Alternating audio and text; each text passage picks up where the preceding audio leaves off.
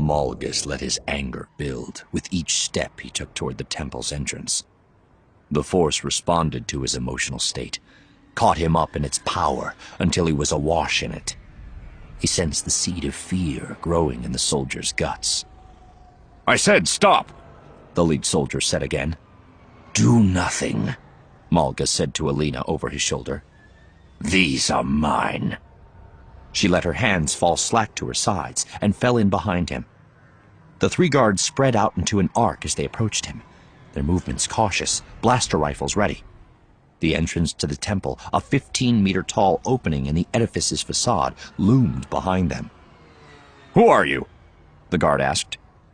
The last word hung in the air, frozen in time, as Malgus drew on the Force and augmented his speed.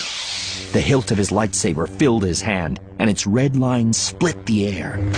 He cross-cut the guard before him, putting a black canyon in his chest, continued the swing through the guard on his left, and with his left hand, used a blast of power to drive the third guard into the temple wall, hard enough to crush bones and kill him. Malgus felt the sudden surge of terror in the two soldiers up on the ledge to his left, felt them take aim in sweaty hands, start to squeeze triggers. He flung his lightsaber at them, guided it with the Force in a flickering red arc that cut both of them down, then recalled the blade to his hand. He deactivated it and hung it from his belt. The roar of a rocket pack drew his attention. On a ledge above the temple's entrance, the Mandalorian rode the fire on her back to a high window on one of the temple's upper tiers and disappeared within. He trusted that she would join him for the combat inside. He checked his chrono, watched the numbers evaporate. 29 seconds. Alina took station to his right, and they entered the temple. The setting sun at their back reached through the huge doorway and extended their shadows before them. Giant, dark heralds marking the path ahead. Within the temple was a stillness, a peace soon to be shattered. Malgus's boots rapped against the polished stone floor. The hall extended before them for several hundred meters. 2 rows of elegant columns reached from floor to ceiling on either side, framing a processional down the hall's center. Ledges and balconies, too, lined both sides. Malgus felt the presence of more guards and Jedi to his right, his left, and before him. He checked his chrono. 12 seconds. Motion above and to his right, then to the left drew his eyes. Curious Padawans looking down from the ledges above.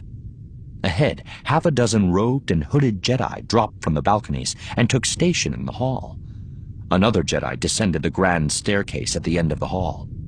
His Force signature radiated power, confidence, a master. As one, the 7 Jedi moved toward Malgus and Alina, and Malgus and Alina moved toward them. More and more Padawans gathered on the balconies and walkways above, sparks of light-side blasphemy flickering in Malgus's perception.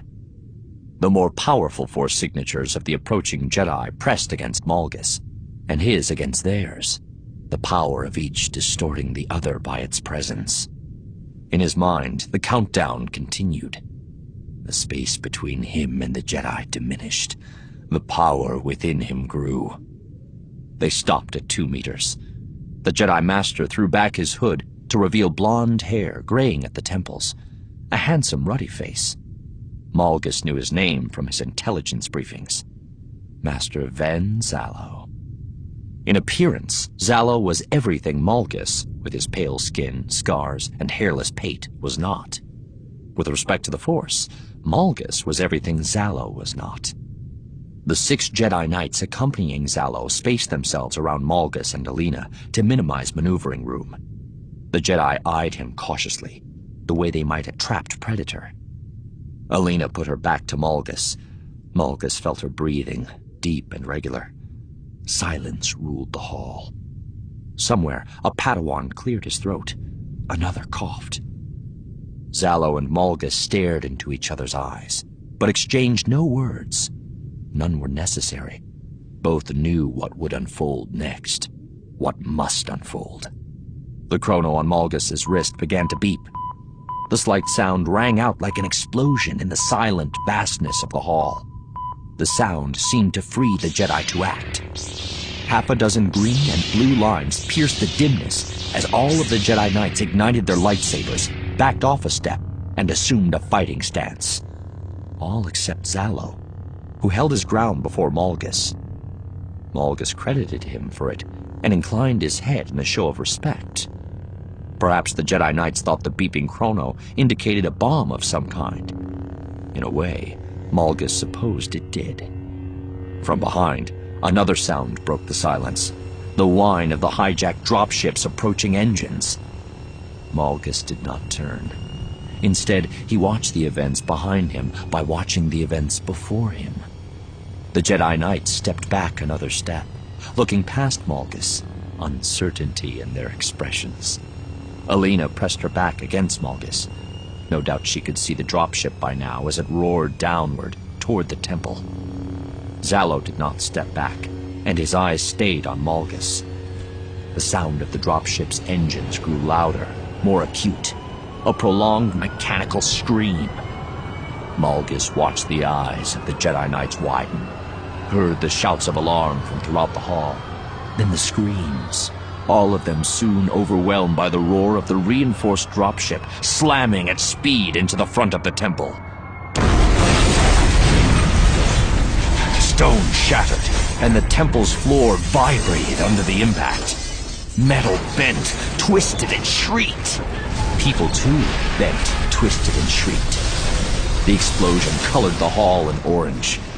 Malgus could see it reflected in Zalo's eyes, and the sudden flame drew the oxygen toward it in a powerful wind, as if the conflagration were a great pair of lungs drawing breath. Malgus did not turn. He had seen the attack thousands of times on computer models and knew exactly what was happening from the sounds he heard. The dropship's enormous speed and mass allowed it to retain momentum, and it skidded along the temple floor, gouging stone, trailing fire, toppling columns, collapsing balconies, crushing bodies. Still, Malgus did not move, nor Zalo. The dropship skidded closer, closer, the sound of metal grinding over stone ever louder in Malgus's ears. More columns collapsed. Alina pressed against him as the flaming, shredded vessel slid toward them. But it was already losing speed, and soon came to a halt. Dust, heat, and smoke filled the hall. Flames crackled. Shouts of pain and surprise penetrated the sudden silence. "What have they done?" someone called. "Medic!" screamed someone else. Malgus heard the explosive bolts on the specially reinforced passenger compartment of the dropship blow outward and hit the floor like metal rain. Heard the hatch clang to the floor. For the first time, Zalo looked past Malgus, his head cocked in a question. Uncertainty entered his expression.